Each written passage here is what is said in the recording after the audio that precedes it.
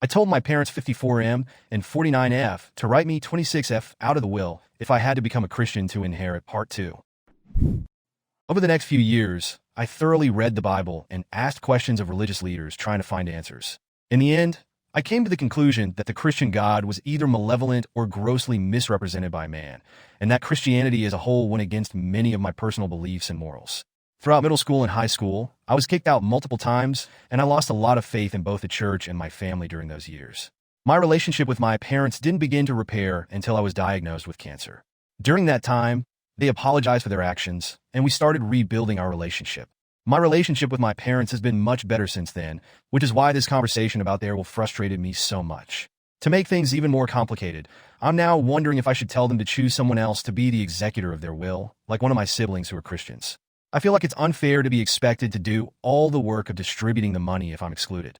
I also don't want to put myself in a position where I might be tempted to take something that isn't mine. I'm just so conflicted. On one hand, I don't want to sacrifice my values or who I am. On the other hand, I can't stop questioning if I'm making the right decision.